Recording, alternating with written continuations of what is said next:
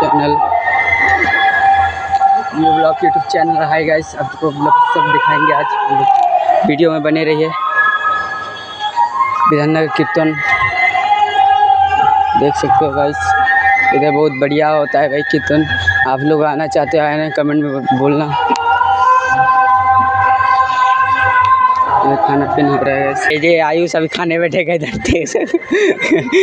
You guys, मुंह उठा के चले आए दोनों। तो कुछ भी नहीं भाई, हम लोग आएंगे भाई ये भीख मांगे हैं, मुंह उठा के चले आए दोनों।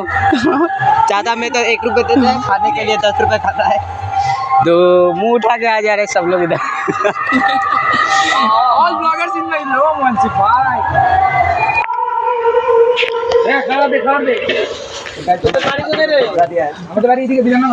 व्हाट्सअप गाइस, देख सकते हो मुंह उठा के आ गए लोग।